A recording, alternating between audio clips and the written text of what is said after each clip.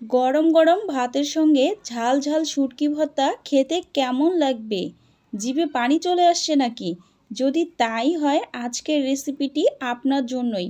আসসালামু আলাইকুম everyone, welcome to Sonia cooking and ব্লগে আপনাদেরকে ওয়েলকাম জানাচ্ছি। আমার আজকের রেসিপি হচ্ছে বাঁশপাতা শুটকি ভর্তা।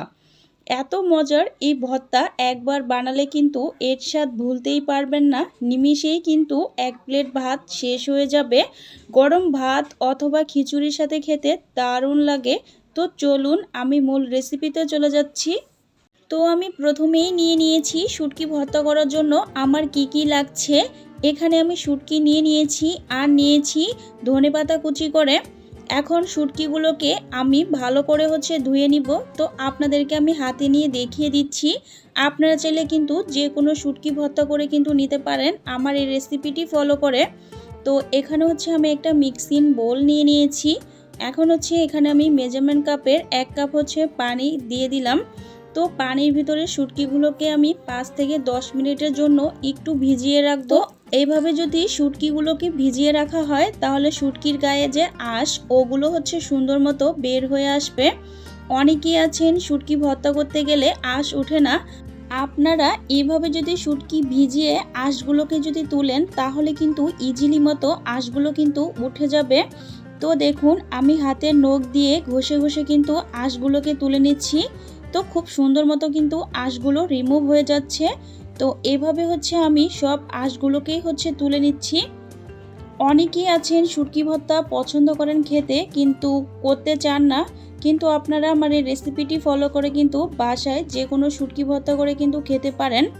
তো দেখুন শুটকিগুলোকে আমি অফ ক্যামেরায় ভালো করে কেটে ধুয়ে পরিষ্কার করে নিয়েছি। তো চুলায় একটা প্যান বসিয়ে দিয়েছি। এখন এখানে আমি 2 টেবিল চামচ পরিমাণ তেল দিয়ে দিচ্ছি। তো প্রথমে এখানে আমি মরিচগুলোকে ভেজে নিব। তো মরিচগুলোকে আমি বেশি ভাজবো না, হালকা একটু কালার করে আমি ভেজে নিব। তো এই মরিচের ভিতরে আমি যে কাঁচা মরিচগুলো রেখেছিলাম, তো কাঁচা মরিচগুলোকেও আমি হালকা একটু ব্রাউন কালার করে ভেজে নিব। আমরা সবাই জানি শুটকি ভর্তায় কিন্তু কাঁচা মরিচ দিলে এর স্বাদ ও ফ্লেভার অনেকটা বেড়ে যায় আর খেতেও দারুণ লাগে। তো দেখুন মরিচগুলো কিন্তু ভাজা হয়ে গেছে। এখন আমি তেল থেকে ছেঁকে তুলে নিচ্ছি। এখন আমি রসুনগুলোকে ভেজে নিব ওই তেলের ভিতরে। এখানে কিন্তু আমি এক্সট্রা করে আর কোনো তেল দেইনি। তো রসুনের সাথে পেঁয়াজগুলোকে আমি হালকা করে ভেজে নিব। অনেক টাইমে আসে কাঁচামরিচ বা রসুন ভাজতে গেলে তেল ছিটকে আসে, তখন সামান্য পরিমাণ একটু লবণ দিয়ে দিবেন, তাহলে কিন্তু আর ছিটবে না। তো দেখুন এগুলোকে আমি ভেজে নিচ্ছি। তো এখন এগুলো আমার ভাজা হয়ে গিয়েছে। আপনাদেরকে আমি একটু দেখিয়ে দিচ্ছি আমি কীরকম কালার করে ভেজে নিয়েছি। তবে আপনারা আরও কম বা আরও বেশি করে ভেজে নিতে পারেন। তো এগুলোকে এখন আমি তেল থেকে ছেঁকে তুলে নিচ্ছি। তো এখানে যে এক্সট্রা তেল রয়েছে আমি ওই তেলের ভিতরে কিন্তু শুটকিগুলোকে ভেজে নিব। এখানে কিন্তু আমি আর আলাদা করে কিন্তু কোনো তেল দিচ্ছি না। তো শুটকিগুলোকে আমি সুন্দর মতো কালার করে ভেজে নিব। তো দেখুন শুটকিগুলো কিন্তু ভাজা হয়ে গেছে। এখন কিন্তু আমি তুলে নিব। আমার রেসিপিটি দেখতে দেখতে যাদের ভালো লেগেছে প্লিজ একটা লাইক দিবেন। আর যদি কোনো নতুন বন্ধু হয়ে থাকেন তাহলে আমার চ্যানেলটি সাবস্ক্রাইব করে দিবেন, পাশে থাকা বেল আইকনটি প্রেস করে দিবেন। তো দেখুন আমি সব কিছু ভেজে নিয়েছি। এখন এগুলো আমি ভর্তা করার জন্য একটা মিক্সিং জার নিয়ে নিয়েছি।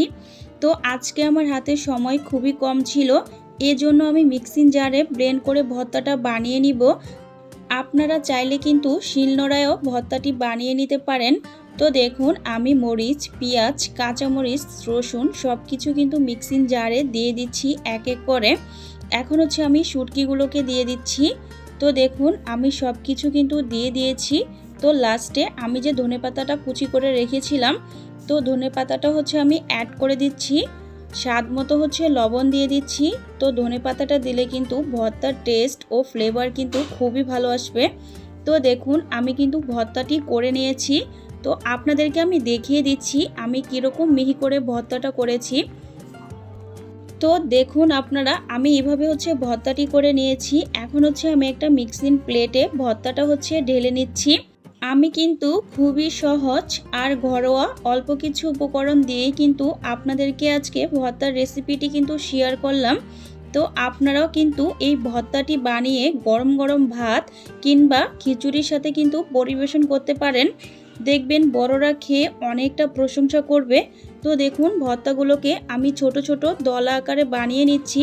তো আমরা যখন খেতে বসবো এক একটি দলা দিয়ে কিন্তু নিমিষেই 1 প্লেট ভাত কিন্তু শেষ হয়ে যাবে।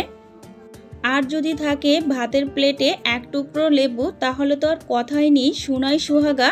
তো আমি চেষ্টা করেছি খুবই সহজ ও সিম্পলভাবে আজকে শুটকি ভর্তার রেসিপিটি আপনাদের সঙ্গে শেয়ার করতে। তো আমার আজকের শুটকি ভর্তার রেসিপিটি আপনাদের কাছে কেমন লাগলো কমেন্টে জানাতে ভুলবেন না।